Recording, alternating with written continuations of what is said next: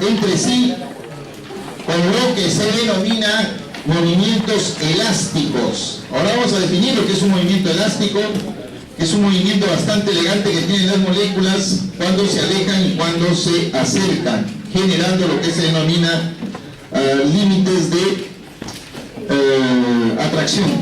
¿Ya? Ahí he colocado yo una botellita, se está escapando esta tapa, producto de la expansión gaseosa. ¿Cuál es el gas que tienen las aguas justamente gaseosas? ¿Cuál es ese gas que tienen? ¿Cómo se llama ese gas? ¿Cómo? CO2. Claro, es el anhídrido carbónico. El anhídrido carbónico es un gas muy compatible con el ser humano, muy compatible con los sistemas biológicos y no tiene ningún problema en interactuar con nosotros. Es el CO2, anhídrido carbónico, el mismo que forma parte del sistema tampón amortiguador de la sangre. Es decir, no va a ser ningún problema que nosotros interactuemos con el CO2. Bien, a ver, seguimos. Gases ideales.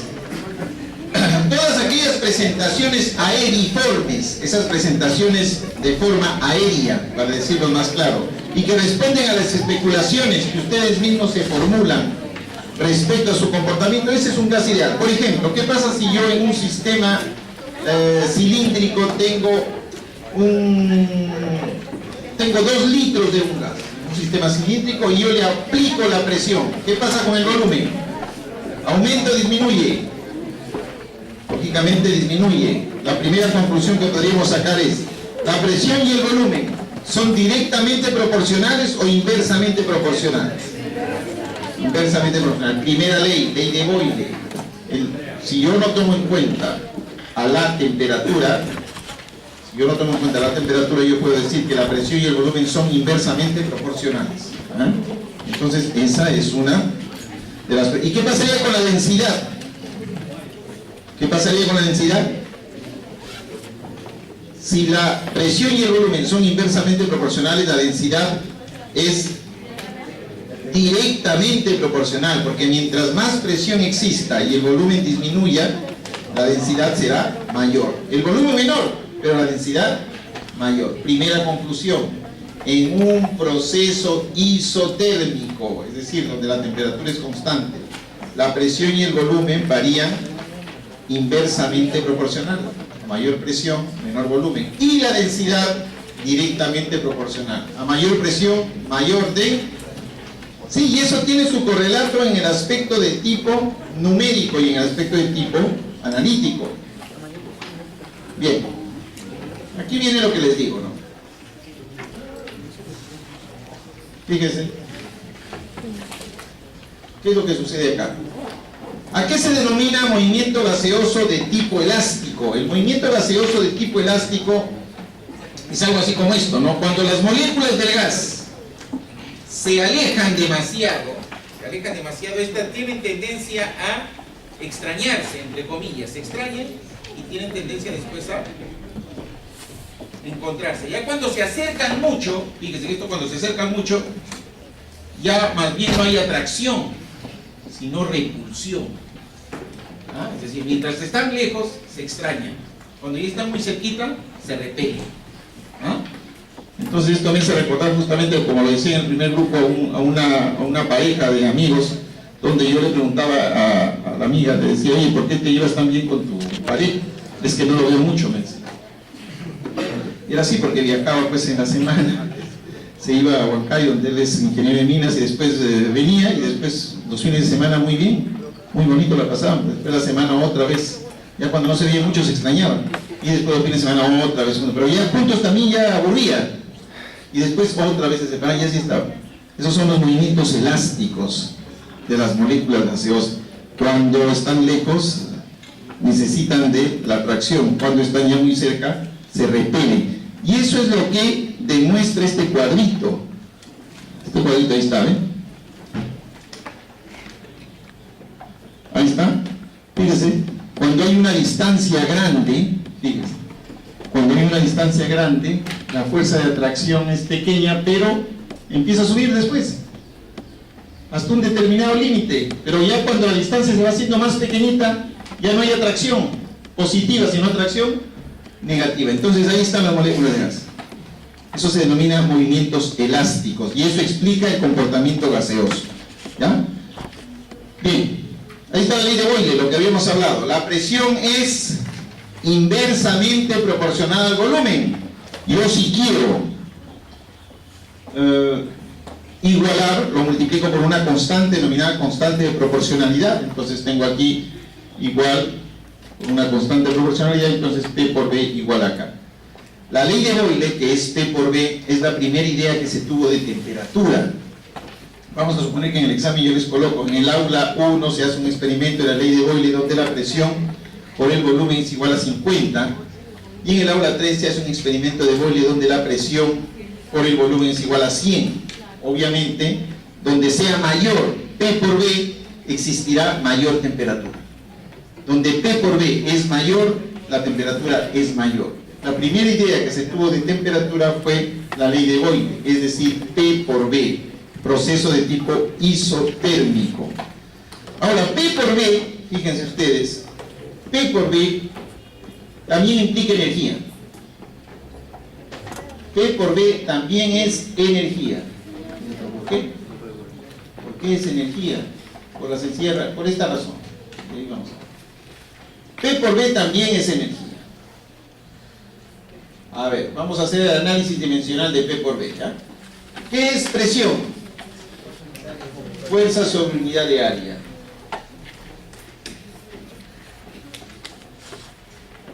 Pero área en términos dimensionales es L al, y volumen en términos dimensionales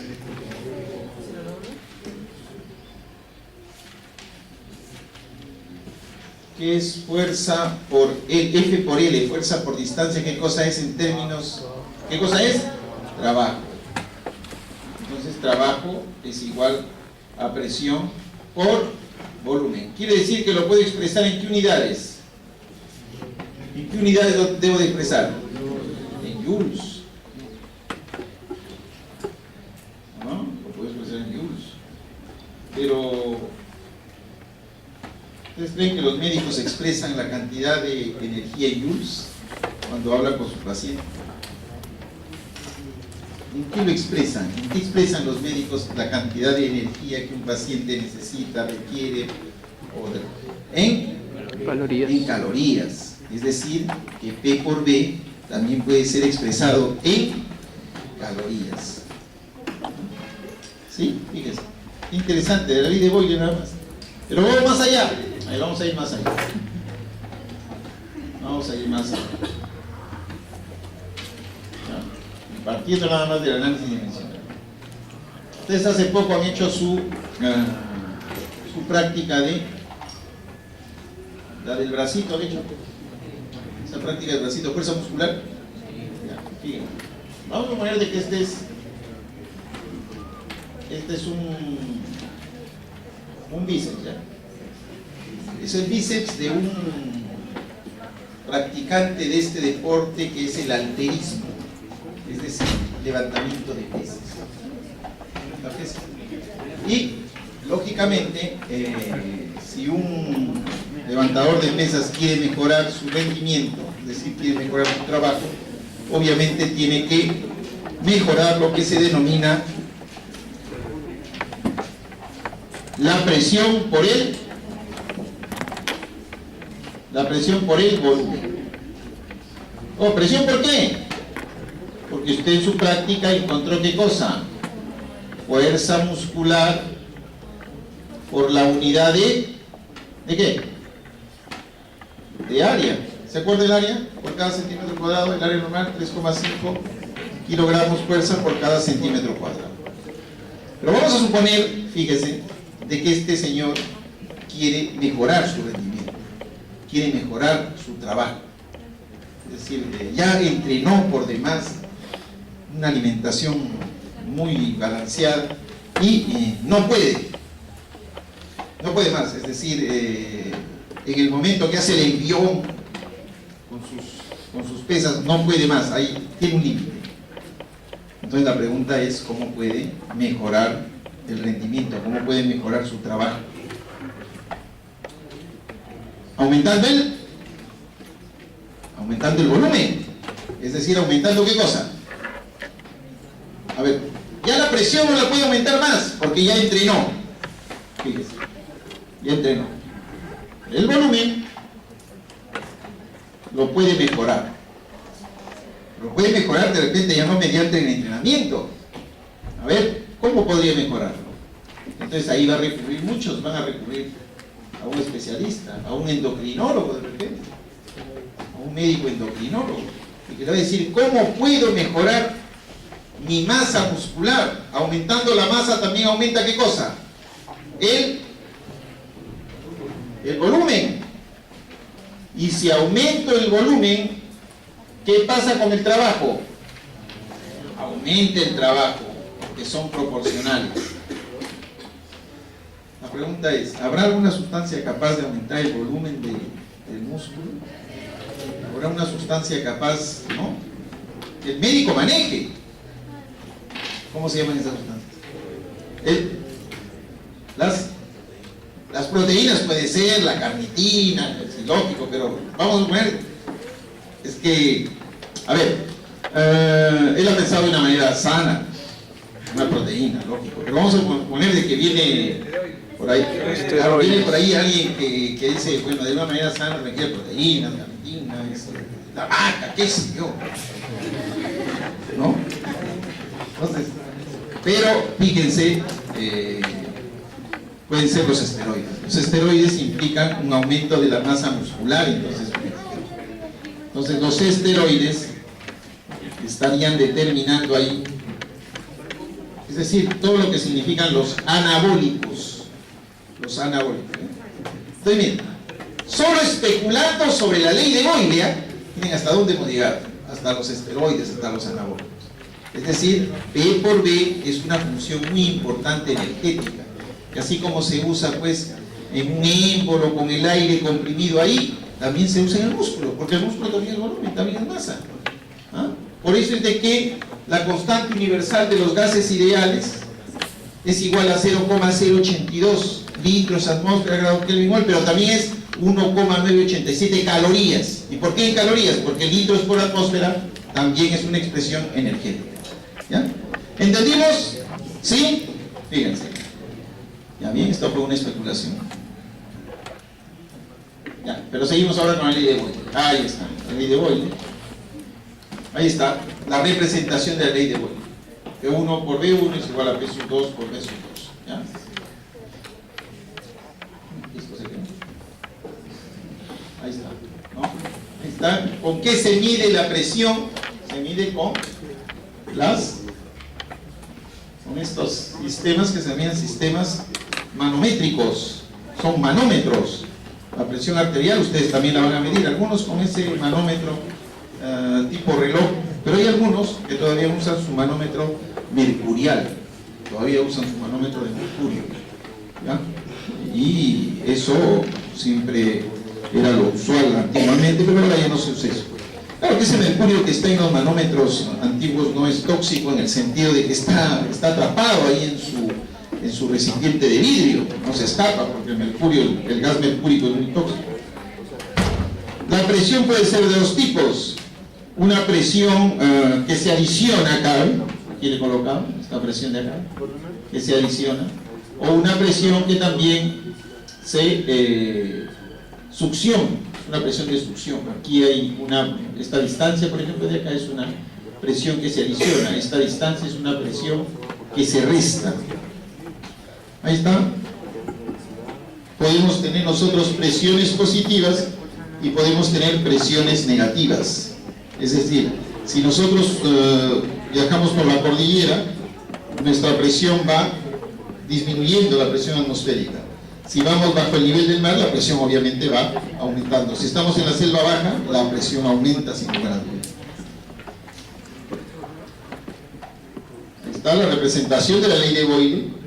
Ahí está la representación, ¿no? Miren, esto se mantiene constante. Fíjense bien. Acá tengo 12, ahí 12, 12, se mantiene constante. Pero si habría una línea asintótica por ahí, Esto sería mayor. Si por aquí existiera, por ejemplo, una línea por encima de esto, esta temperatura es mayor que la temperatura que viene acá, y esa mayor que la temperatura que viene acá. ¿Ya? Por lo mismo que les dije, si el valor de P por B aumenta, lo más probable es de que la temperatura es mayor. ¿Ya? Son representaciones P por B constante. Ahí está lo que les digo. Menor temperatura, mayor temperatura. ¿Ya? Son líneas de tipo asintótica. ¿Ya? Y aquí vienen lo que se denominan puntos críticos. El punto crítico es aquel en el cual el gas se convierte en vapor. ¿Cómo es eso? ¿Cómo es así eso de que el gas se convierte en vapor? Fíjense, hacemos eso.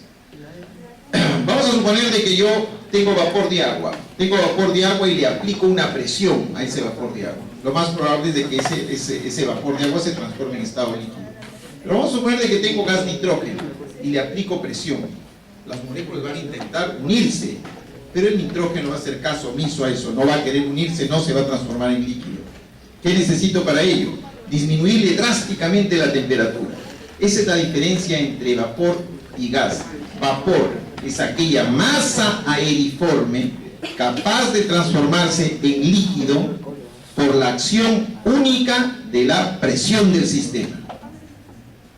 En cambio, si yo a una masa aeriforme le aplico presión y no se transforma en líquido, eso ya no es vapor, eso es gas.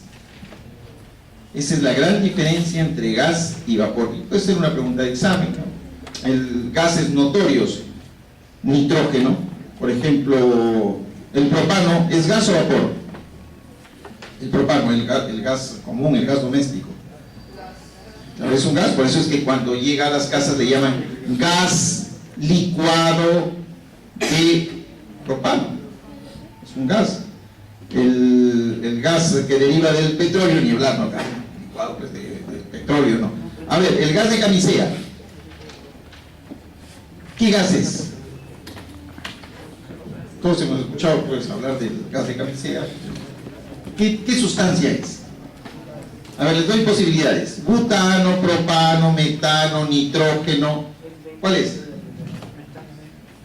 A ver, propano, butano, metano, nitrógeno. ¿Qué es? Claro, es el metano. El propano no. El metano, lo que pasa es que el metano es chiquito. Y el metano es bien difícil de hacerlo líquido. Es bien difícil de licuarlo. Entonces, ¿qué hacen las empresas? Es mejor construir un gasoducto para traerlo hasta Lima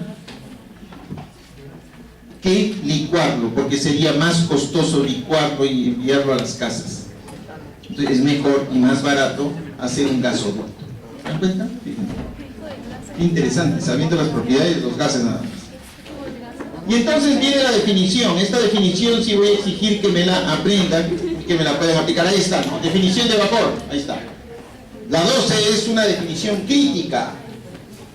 Es una definición crítica porque es necesario que ustedes sepan qué cosa es una vapor y qué cosa es el gas. El oxígeno, ¿es gas o es vapor? Es un gas, ¿no? Ahora, el oxígeno que llega a los pacientes, ¿tiene que tener vapor, sí o no? El oxígeno que llega a un paciente, ¿tiene que tener vapor? A ver, el oxígeno que llega a un paciente, ¿tiene que tener vapor de agua, sí o no? ¿Por qué? Pues si van a ver un paciente, entonces al cual están administrando oxígeno molecular y al administrar, ¿lo hacen con oxígeno puro o es un oxígeno que tiene vapor de agua? Tiene vapor de agua, ¿pero por qué?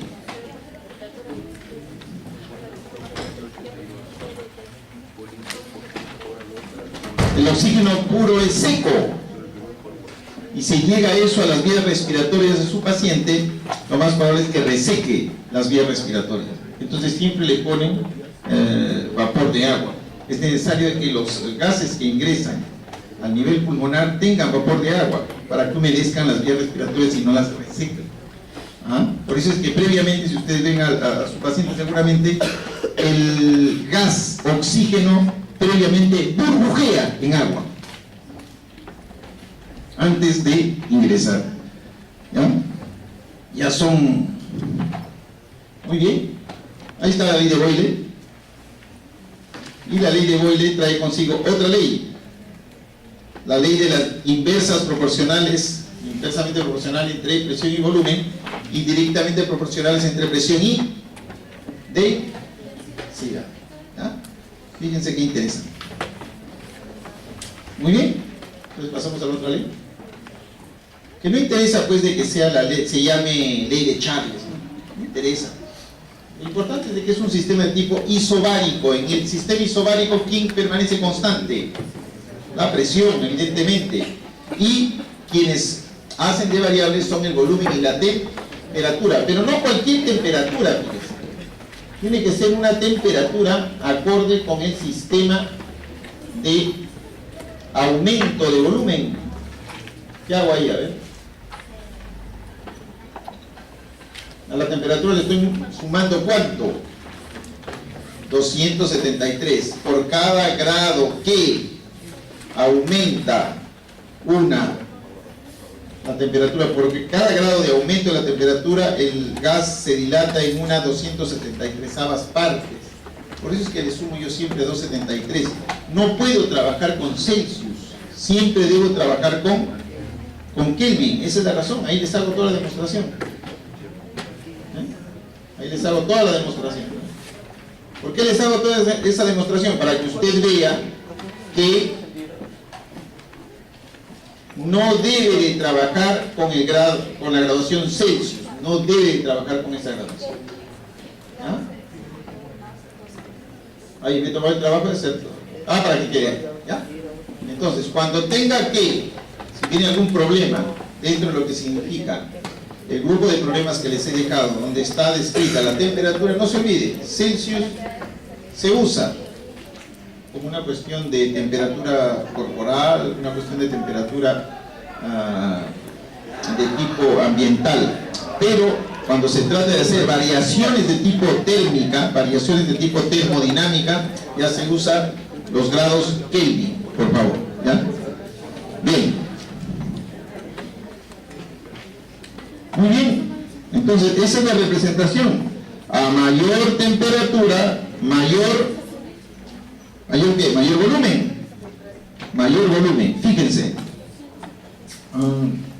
Yo tengo mayor temperatura, mayor volumen. ¿Qué pasa con la densidad? ¿Mayor o menor? ¿Dónde es más denso?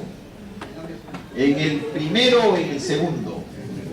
En el primero es más denso, aquí es menos denso.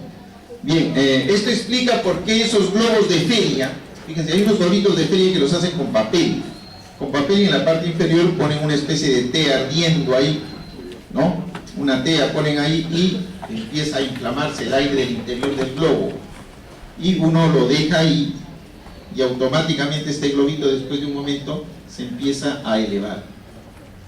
Uno si le pregunta, yo cuando he ido a esas ferias populares y he preguntado a veces a los señores que hacen esto, digo, ¿por qué se eleva el globito de papel?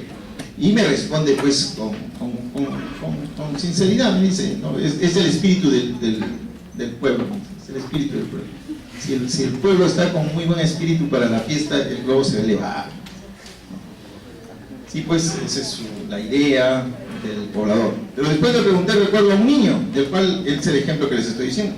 El niñito Gabriel me dijo muy claro, es fuego, pues candela, me dice el señor, es candela. Usted cuando le acercan la candela, cuando le acercan el fuego, ¿qué es lo que hace? Me retiro, pues les digo, yo me voy, pues salgo disparado, me puedo quemar. Igualito, pues señor, igualito. Cuando usted lo queme el aire sale disparado. Entonces el aire, por escaparse, también se lo lleva el globo. Y no le falta razón. Lo que pasa es que el aire caliente es menos denso, y el aire menos denso se va hacia arriba. Y esa es la razón. Entonces yo inmediatamente pensé en esta ley. pensé en ese proceso de tipo isobárico. Esa es la explicación es el sistema de tipo isobárico. Después, vamos a suponer de que los problemas gástricos son variados. Vamos a suponer de que yo tengo un problema de flatulencia, gases, y voy y le consulto. ¿Sabe qué? Mi problema es de flatulencia, y ahí me receta, me da una receta efectiva, pero después yo siento una curiosidad. Y le digo, ¿sabe qué? Mi problema de meteorismo, gases, flatulencia, es mucho mayor en la sierra que en la costa. ¿A qué cree usted que se pueda deber, mi estimado doctor, por favor? No, porque ya cada vez que veo la sierra igualito, la misma comida, los mismos platillos, que no hay gran diferencia. Pero se acelera más en la sierra. O sea que me influencia. ¿Qué diría usted? ¿Cómo podría? La razón es física. La razón es física. No hay que el alimento, que la temperatura, no, la razón es física. ¿Qué le diría usted a su paciente, no? Para sacarlo de su duda, ¿no? Porque los pacientes van y le van a preguntar de todo, ¿no? Entonces usted va a pensar inmediatamente en la ley de Boyle. Presión, volumen. ¿Sabe qué, señor? En la sierra, para su conocimiento, la presión atmosférica es menor. Entonces los gases, cuando se producen en cualquier cavidad, tienen tendencia a expandirse, porque a menor presión, mayor volumen. Y efectivamente, en la sierra hay menor presión atmosférica. Y por lo mismo los gases tienen mayor tendencia a la expansión. Esa es la razón. O sea, cuando le pregunten eso, la razón es la ley de Boyle, es decir, un proceso de tipo isotérmico, porque la temperatura corporal va a ser 137 grados. Sin embargo, eso es así. ¿Ya? ¿Está bien? Todo tiene una explicación muchas veces desde el punto de vista físico, nada. Muy bien. Muy bien. ¿Ya? O sea que ahora ya lo saben. Muy bien, aquí tenemos volumen y temperatura. ¿Ah? Lo mismo. Y estamos poniendo acá lo de la densidad. Segundo capítulo, segunda parte. Volumen directamente proporcional a la temperatura, pero la temperatura inversamente proporcional a la densidad. Acuérdense del ejemplo del globito. ¿Ya? Y lo del meteorismo, ¿se acuerdan el ejemplo de la ley de Boyle? Muy bien, muy bien. A ver. Aquí hay otra ley, isocórica o también ¿qué? Isovolumétrica. Isovolumétrica. Aquí, a ver, en un proceso isocórico, ¿cómo varía la densidad? En un proceso isocórico, ¿hay variación de la densidad? ¿Qué dice usted? Usted dice no, pues, ¿por qué? Porque el volumen no tiene, el volumen es, no hay variación. Cuidado con esa pregunta inocente, ¿eh? Una vez se hizo esa pregunta, es que puse isocórico, ¿no? Yo no voy a poner, no vamos a poner, al menos con el profesor Carlos Sorí, que vamos a elaborar esta parte de la asignatura, no vamos a poner pues nombres, no ley de Gay-Lussac, ley de Charles, eso no, nosotros vamos a poner los nombres a lo que corresponde al proceso isobárico, proceso isotérmico, proceso isovolumétrico, isocórico, no vamos a poner los nombres, ¿no? Los nombres no nos interesan, lo que nos interesa es de que usted esté enterado del proceso y sepa analizarlo, y sepa verificarlo conceptualmente. Entonces ahí está, ley de Gay-Lussac, donde no hay variación de la densidad, pero donde sí hay variación de la presión con la temperatura. A mayor temperatura, mayor presión. ¿Sí? Ahí están las representaciones. Bien, ¿a qué se denomina todo esto? Toda fórmula de esta naturaleza donde se defina la presión, el volumen y la temperatura, e incluso el número de moles, se le denomina ecuación de estado de un gas ideal, pues lo define. Para que se defina un gas se necesita conocer sus condiciones de presión, de temperatura y de volumen. Así se define. Por eso se le denomina, se le llama ecuación de estado de un gas ideal. Muy bien. Ahí está. Memorícelo así, pavita igual pavita. Ahí lo memoriza. Y la densidad. No sé, pues qué nombre podría ponerle aquí de tipo mnemotécnico, ¿no? Temperatura por densidad entre la presión es igual a temperatura por densidad y la presión. Condiciones 1, condiciones 2. Dos tipos de ecuaciones de estado. Aquí el volumen es implícito dentro de la densidad. Profesor, acá no está el volumen, sí está metido en la densidad. Lo que pasa es que como el proceso es isomásico, sí, el proceso es isomásico, aquí está masa sobre, aquí está incluida la masa sobre el volumen, la masa se mantiene constante. Todos estos procesos son isomásicos, no se pierden masa en los procesos. La masa queda totalmente constante. Muy bien. Ahí están algunas unidades de la densidad. Ahí están las leyes de los gases en una sola gráfica. ¿Ya? Ahí está, en una sola gráfica. Algunos dicen, pues no, 3 en una ya, pues ahí está. Presión, volumen, ahí está. Es un proceso de tipo isotérmico. La temperatura no está. Aquí, en cambio, tenemos la temperatura y la presión. Una línea recta. Y en el otro lado tenemos acá la temperatura y acá el volumen. También una línea recta. Entonces, son 3 en uno. Lo hago para que ustedes verifiquen simplemente que eso es así. Así existe. Son modelos de tipo tridimensional, pero que nosotros lo analizamos de 2 en 2 para que esto no se complique. Bien. Y llegamos a esto que en un momento dado, si ustedes revisan libros de química, de física o de fisicoquímica de la década del 50 o de biofísica, del anterior milenio, obviamente, ¿no? Ustedes van revisando esos libros 1920, 30, de repente a alguien le gusta investigar ese tipo de cosas, se van a dar cuenta de que esto de la ley de Avogadro no era ley de Avogadro, era hipótesis de Avogadro. Era una hipótesis porque nadie había comprobado, por ejemplo, que en 2 gramos de hidrógeno existieran 6,023 por 10 a la 23 moléculas de hidrógeno. En 4 gramos de helio nadie había comprobado que también existían 6,023 por 10 a la 23 moléculas de helio. O en 64 gramos de SO2 nadie había comprobado que 6,023 por 10 a la 23 moléculas de ese gas estaban incluidos en su masa molecular. Nadie lo había comprobado. Pero todos sospechaban que podía ser así. ¿Por qué? Por una razón. De que todos estos gases a condiciones normales de temperatura y presión tenían un solo volumen, 22,4 litros. Eso, si tiene el mismo volumen, debe tener el mismo número de moléculas, decía. Pero no le creían pues al pobre Avogadro, porque él era como una especie de científico un poco alocado, ¿no? Amadeo Avogadro era medio alocado, se paraba, habían los congresos de ciencias y él paraba con sus papelitos así, panfleteando de que lo que decía él era cierto, ¿no? No le hacían caso.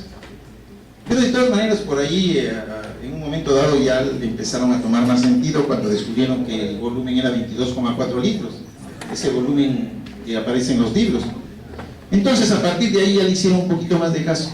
Después, conforme la ciencia fue avanzando, en 1950, 70, 80 ya se descubrieron todos los tipos de análisis cualitativo, cuantitativo, espectrofotométrico, se comprobó de ahora usted cualquier libro que revisa ya no aparece como hipótesis de Avogadro, es ley de Avogadro. Reivindicó, pero ya cuando a él lo reivindicaron, le dijeron que era un gran científico, ya no podían decirlo en su cara, ya había fallecido. Los honores vinieron muy tarde. Bien, pero ahí está, ¿no? Ahí está, tiene 6,023. Parece increíble, ¿no? Pero es así, ¿no? Parece increíble, pero es así. Aquí habíamos estado revisando esto. Habíamos estado revisando acá lo que les dije anteriormente. La constante de los gases ideales, ¿qué cosa es? 0,082 litros por atmósfera. ¿De dónde viene eso? La presión, una atmósfera, el volumen 22,4 y la temperatura 0 grados Celsius. 0,082 litros por atmósfera. Grado Kelvin mol. Pero también lo puedo expresar en ¿qué? litros atmósfera también es una expresión de ¿qué? De ener. Entonces, ¿en qué también lo puedo expresar? En calorías. Entonces lo expreso también en calorías. ¿Ah? Lo expreso también en calorías. Ahí está. 1,987 calorías. Usted cuando escuche litros por atmósfera es energía. Y usted lo puede expresar en joules, en hercios, en calorías. No se olvide nunca. ¿Ya? No se olvide jamás. Muy bien. A ver. Estamos entendiendo, ¿verdad?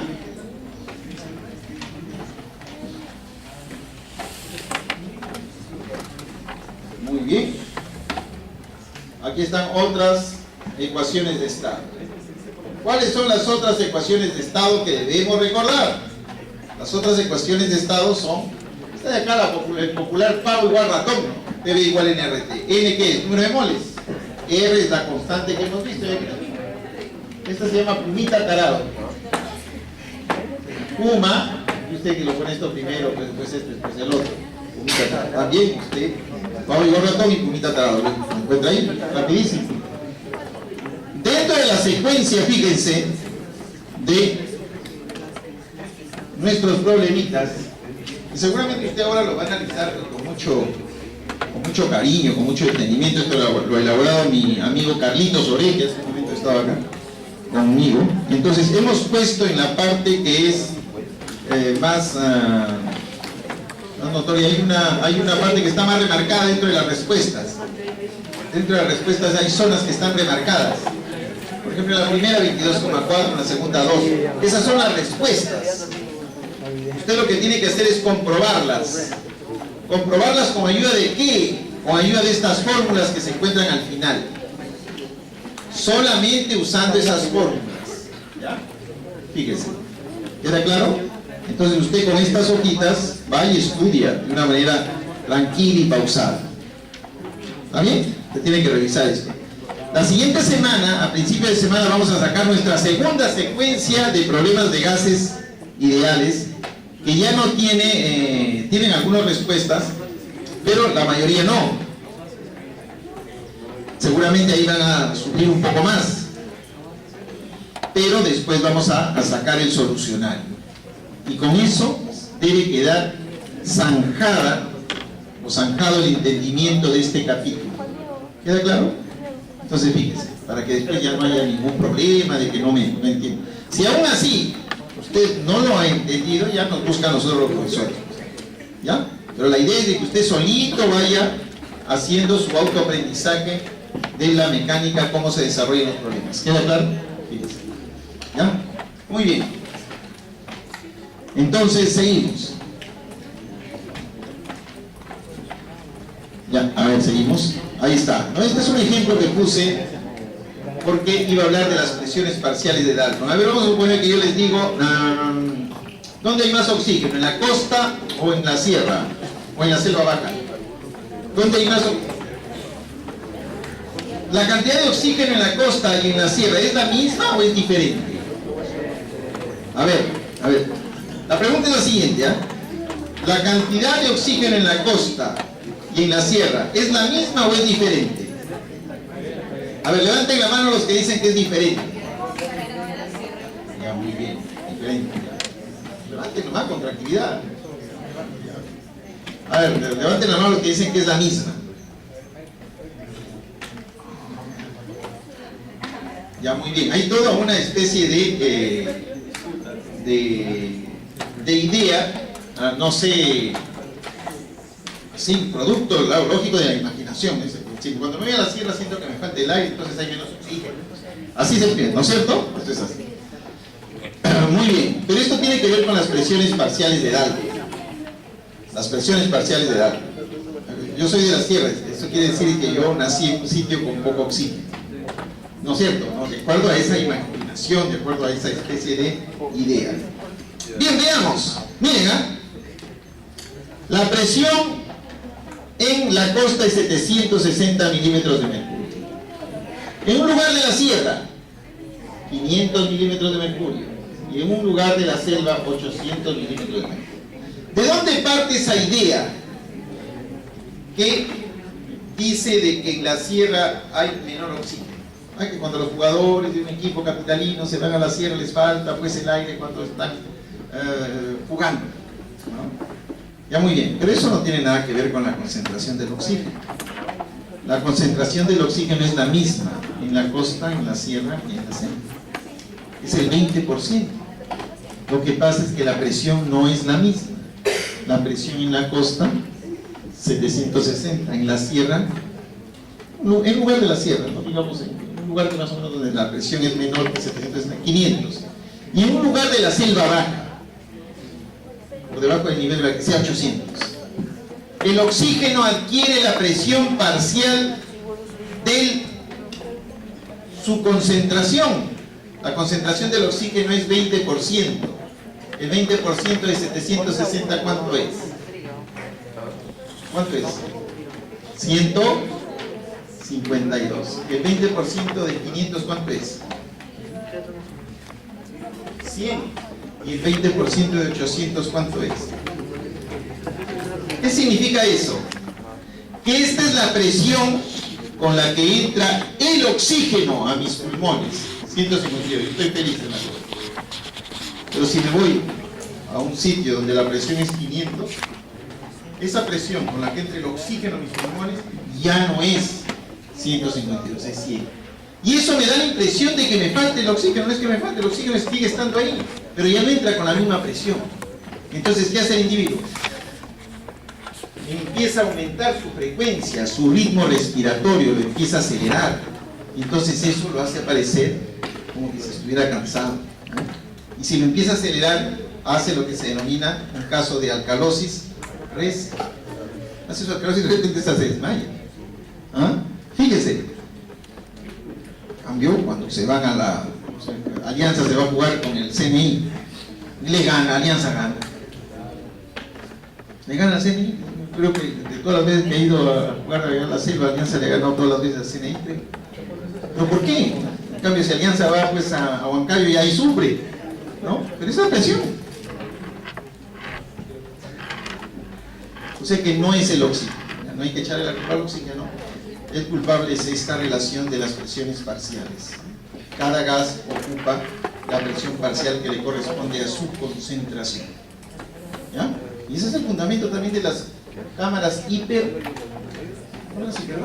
Las cámaras hiperbáricas oxigenan los medios vitales, oxigenan a los organismos vivos de acuerdo a la presión en la que se hiperbárico sobre la presión que normalmente tiene.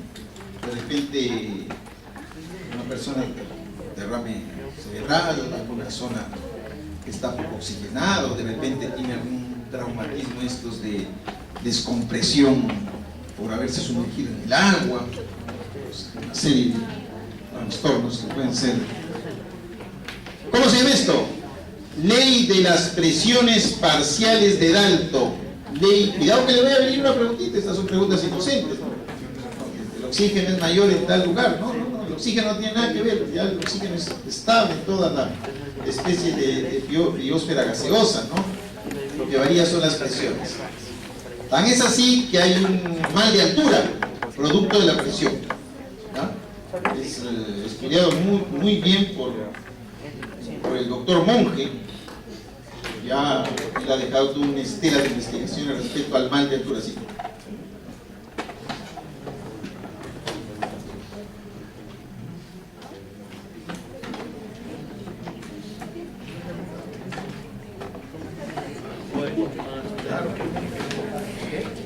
Claro, el problema es un problema físico, realmente eso el ser humano no tiene nada que ver en este problema. Esto es como si me colocaran a mí en un ambiente en el cual la presión del aire es menor. Por ejemplo, el aire genera una presión. Yo ahorita estoy soportando la presión del aire. El aire también recibe el influjo de lo que es el jalón gravitatorio del centro de la Tierra. Y entonces genera una presión.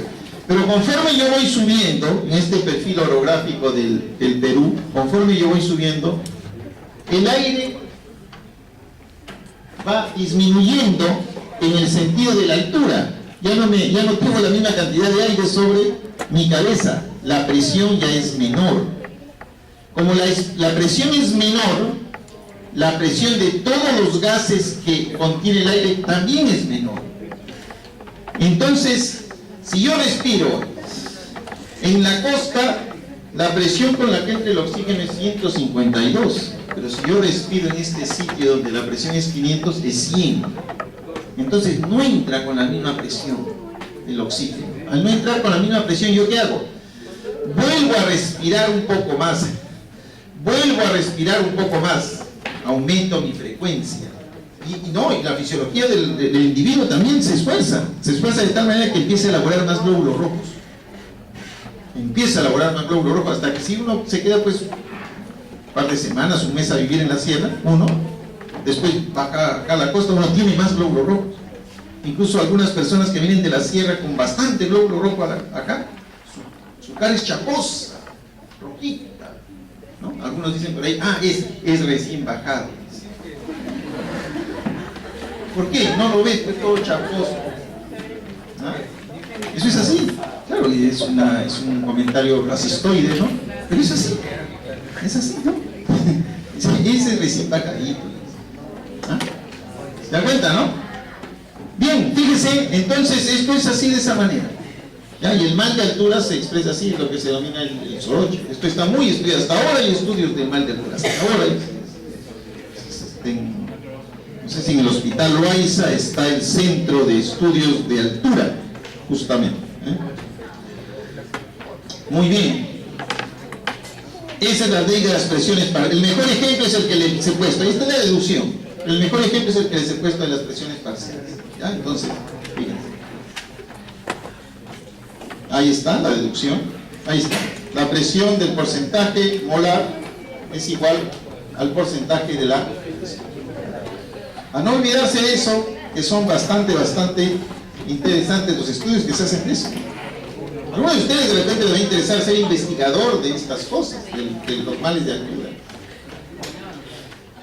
A ver, fíjense, muchos de ustedes se van a dedicar a lo que se denomina la medicina del trabajo, lo que se denomina la medicina de tipo ocupacional, ¿no?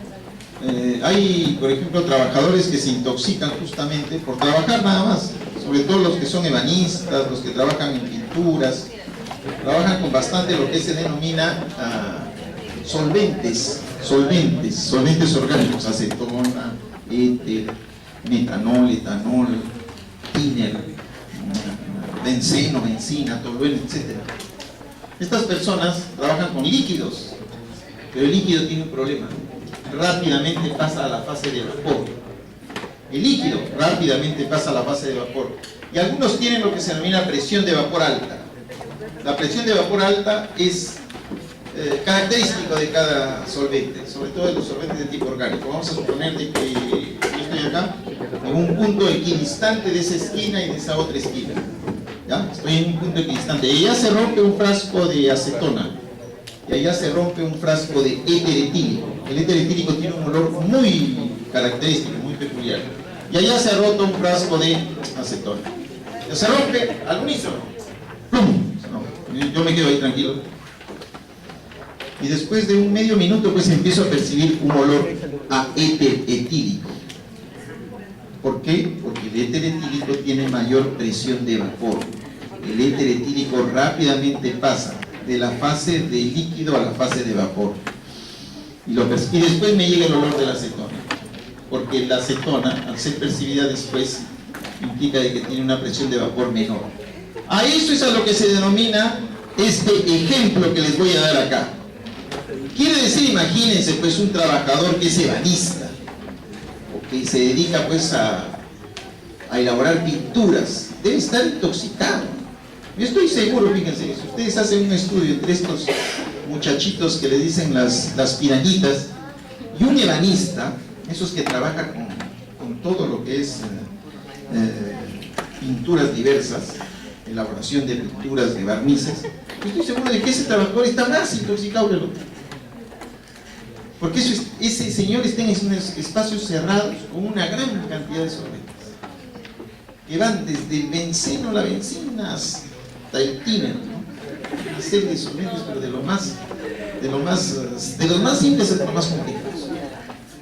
Entonces, por eso es que hago este problema, para que vean ustedes cómo puede estar en fase de vapor una mezcla de solventes. Yo le estoy colocando acá nada más 2 solventes, A y B, no les he puesto nombre.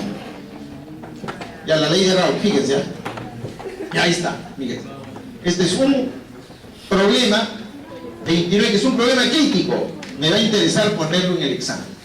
Entonces este lo voy a intentar poner en el examen, con la finalidad de que ustedes lo resuelvan, porque es interesante, ¿no? Cuando 2 líquidos se juntan, 2 líquidos miscibles se juntan, miscible quiere decir que se mezclan en toda proporción. Ejemplo, agua con alcohol. Nadie duda pues, que el agua no se mezcla con el alcohol, ¿no?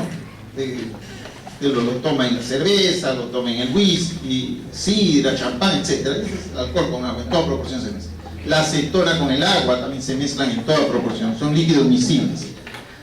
Cada uno tiene su presión de vapor, fíjense. 2 moles de líquido A, ya sabemos lo que es mol, con 3 moles de líquido B. Fíjense, A tiene 20 milímetros de mercurio de presión de vapor y B tiene 200 milímetros de mercurio de presión de vapor, ¿sí? Cuando están puros. Y a una temperatura de 20 grados Celsius. Miren. Entonces, miren la pregunta. A mí una pregunta que se le puede hacer el día del examen. ¿Cuál será la presión o cuál sería la presión de vapor de cada una de las sustancias en la mezcla? Y además la composición porcentual de la fase gaseosa. De líquido A y de líquido B. ¿Cómo se resuelve? Es sencillo. A ver, ¿cuántas moles totales hay ahí? 5. ¿Sí? ¿Cuál es la fracción molar de A? Fracción molar. 2/5. La fracción molar de B. Muy bien. Entonces, esto para mí es clave. Eso es clave.